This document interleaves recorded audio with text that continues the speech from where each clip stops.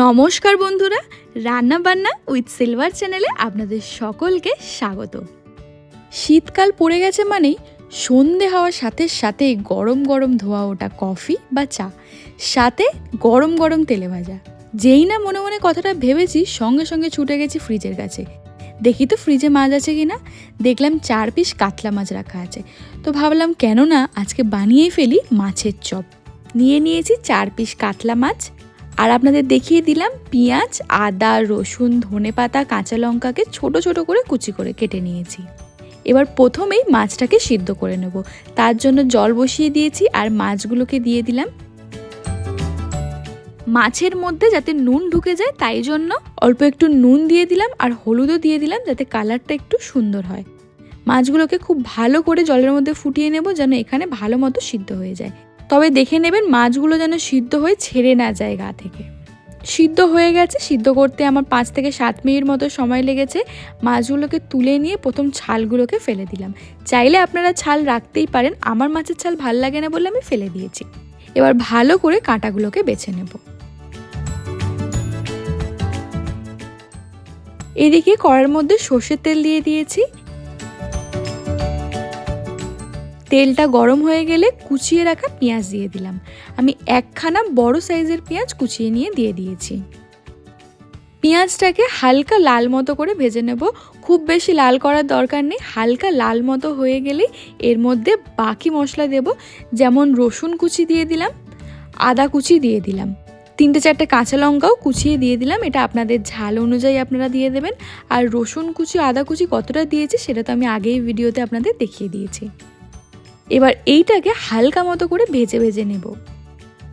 এটাকে কিন্তু কষার একদম দরকার নেই, হালকা লাল লাল মতো করে রসুন, আদা, কাঁচা লঙ্কা আর পেঁয়াজটাকে ভেজে নেব। ভাজাভাজি মতো হয়ে গেলে ওই 3-4 মিনিট মতো একটু নেড়ে চেড়ে নেওয়ার পর এর মধ্যে নুন দিয়ে দিলাম, 1 চামচ ধনে গুঁড়ো, 1 চামচ জিরে গুঁড়ো, হলুদ গুঁড়ো আর ঝাল অনুযায়ী লঙ্কার গুঁড়ো দিয়ে দিলাম। এবার এটাকে আরও কিছুক্ষণ একটু ভালো করে ভেজে ভেজে নেব। জল দিয়ে কিন্তু ভাজবো না, মশলাটাকে এই তেলের মধ্যেই কিন্তু হালকা মিডিয়াম ফ্লেমে লাল লাল করে একদম ভাজা ভাজা করে নেব। বেশ সুন্দর লাল লাল করে ভাজা ভাজা হয়ে গেলে একটা আলু সিদ্ধ করে সেটাকে ভালো করে স্ম্যাশ করে রেখেছি, সেটা এর মধ্যে দিয়ে দিয়েছি। যদি মনে করেন অনেকটা বেশি কোয়ান্টিটি বানাবেন 4 পিস মাছ ইউজ করে, তাহলে কিন্তু আলুর পরিমাণটা একটু বাড়িয়ে দেবেন। কিন্তু আমি চাইছি আজকে মাছের চপে একদম মাছের পরিমাণটা যেন বেশি থাকে, তাই জন্য মাত্র আমি একটাই আলু দিয়েছি। আপনারা কিন্তু আপনাদের কোয়ান্টিটি অনুযায়ী আলুর পরিমাণটা বাড়িয়ে কমিয়ে নিতে পারেন। আলুটা মশলার সাথে ভালো করে নেড়ে চেড়ে নেব। ওই মিনিট 4-5 মতো ভালো করে 4-5 মিনিট মতো নেড়ে চেড়ে নেওয়ার পর দিয়ে দিলাম মাছটা। দেখুন কিছু কিছু কাঁটা দেখা যাচ্ছে, আমি খুব ভালো করে কাঁটা ছাড়িয়ে উঠতে পারিনি, কারণ সন্ধে হয়ে যাচ্ছিল আর চাইছিলাম সন্ধ্যের আগেই যেন বাড়ির সবাইকে গরম গরম ভেজে দিতে পারি। তাই জন্য দেওয়ার পর যা কাঁটা আমি দেখতে পাচ্ছি আস্তে আস্তে এর মধ্যে থেকে আমি তুলে ফেলে দিয়েছি। মাছটা দেওয়ার পর সব জিনিসগুলোকে প্রায় আরও 10 থেকে 15 মিনিট একটু ভাজা ভাজা করব। তবে এখানে খেয়াল রাখবেন পুরটা যেন খুব বেশি ঝুরঝুরে না হয়ে যায়। খুব বেশি ঝুরঝুরে হয়ে গেলে কিন্তু বাইন্ডিংটা একদম হবে না, ছেড়ে যাবে। পুরটা হয়ে এলে নামানোর আগে অল্প একটু কুচিয়ে রাখা ধনেপাতা দিয়ে আর একটু নেড়ে চেড়ে নিয়ে নামিয়ে নেব।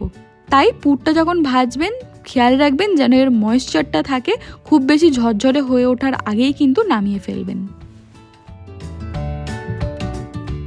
এবার এটাকে শেপ দেওয়ার পালা। হাতের মধ্যে সর্ষের তেল মাখিয়ে নিয়েছি। এবার মুঠো ভরে কিছুটা মাছের পুরটা তুলে এবার গোল করে শেপ দিচ্ছি।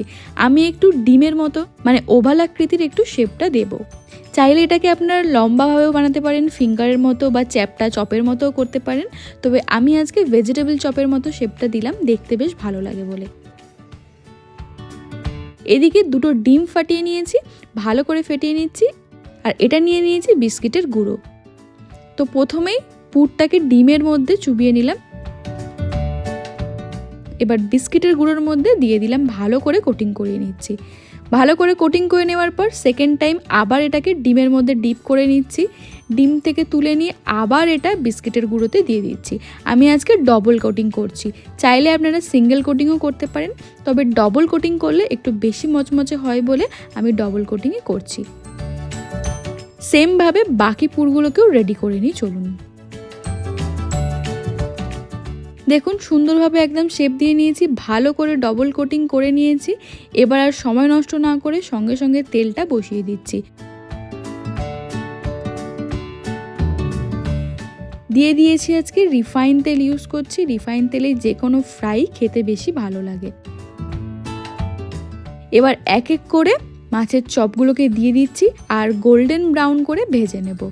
অবশ্যই ফ্লেমটা কিন্তু মিডিয়াম টু লোতে রাখবেন। ফ্লেমটা হাইতে রাখলে কিন্তু খুব বেশি তাড়াতাড়ি লাল হয়ে যাবে আর ভালো করে কিন্তু মজমজেটা হবে না।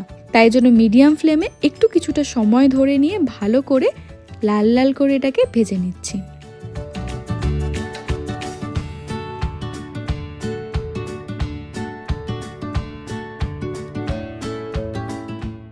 দেখুন কালারটা একদম সুন্দর ব্রাউন কালার হয়ে গেছে।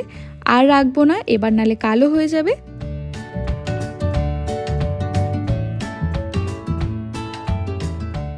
দেখুন সুন্দর টেস্টি গরম গরম মাছের চপ রেডি।